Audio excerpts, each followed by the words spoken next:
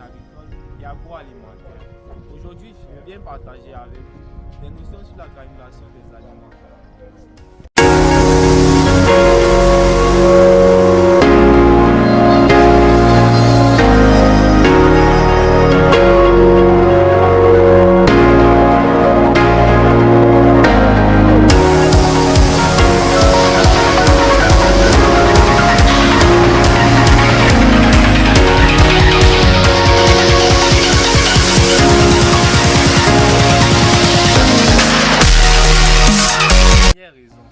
La valeur nutritionnelle de l'aliment granulé est supérieure à celle de l'aliment en poudre ou en farine. Pourquoi? Pendant le processus de granulation, nos différents ingrédients viennent se compacter en un seul, donc ce qui rend plus assimilable par le sujet. Alors que l'aliment en poudre, le sujet aura tendance à préférer certains ingrédients. Deuxième élément, réduire le gaspillage. Nous constatons généralement que nos sujets ont tendance à trier certains ingrédients plus appétissants par rapport à d'autres. Alors que l'aliment granulé, ayant compacté tous ces ingrédients en un seul, il est difficile de les trier. Troisième élément, la digestibilité. Pendant le processus de granulation, l'amidon est dissous, ce qui rend le produit granulé facilement digeste pour nos sujets par rapport aux éléments en poudre. Quatrième élément, facilite le stockage et le transport. L'aliment granulé, ayant réduit de densité et de volume, peut occuper un peu d'espace et le coût de transport est réduit, contrairement à l'aliment sous forme de poudre qui va prendre un grand volume et prendre plus de frais de transport. Pour améliorer notre compréhension, nous avons quelques marques. Prenons un cas général en pisciculture. Généralement, la plupart des sujets et des poissons sont alimentés avec de l'aliment en poudre. Cet aliment étant volatile a tendance à descendre au fond et à se dissoudre. Seuls ceux qui ont une épaisseur un peu consistante restent au-dessus et sont ceux-là qui sont assimilés par nos sujets et ceci est un gaspillage.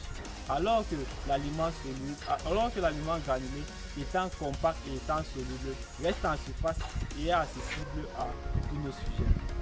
En cuniculture, nous constatons que nos lapins, lapines, lapéos, après consommation de l'aliment en poudre ou en farine, une quantité significative d'aliments reste dans les mangeoires.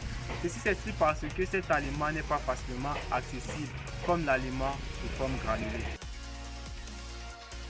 Il faut savoir que pour tout investisseur ou tout éleveur dans le domaine de la production animale, le facteur alimentation est celui qui génère plus de dépenses, suivi de la prophylaxie. Donc, il faut optimiser ce facteur-là.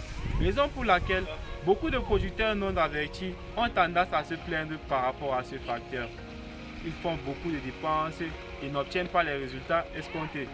Sur le marché local, l'aliment granulé coûte 1300 francs le kilo. Alors qu'avec sa propre granuleuse, on se retrouve à 750 francs environ le kilo. Nous retrouvons en train d'épargner 550 francs sur 1 kg d'aliments. Donc, à long terme, ce chiffre va augmenter. De plus, l'aliment qui se retrouve sur le marché n'est pas un aliment local. Le producteur n'a pas donc assez de connaissances sur la composition de ces différents ingrédients qui ne permettent pas souvent de booster sa productivité. La granuleuse suivante est composée d'un moteur diesel de 7,5 chevaux vapeur, d'un pont réducteur, de deux rouleaux, d'une matrice avec une trémie. Pour faire fonctionner notre granuleuse, nous devons d'abord actionner le levier du moteur. Celui-ci en fonctionnement via une transmission poulie-courroie va faire actionner le réducteur. Celui-ci à son tour va faire actionner les rouleaux. L'aliment qui pénètre au niveau de la trémie se retrouve pressé et sous l'effet de la chaleur et de l'humidité va passer à travers la matrice et nous donner nos produits granulés.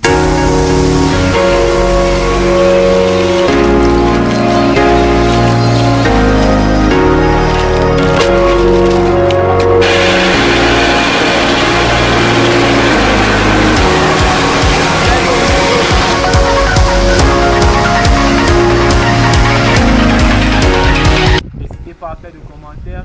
Pour plus d'informations, cliquez sur le lien dans la description.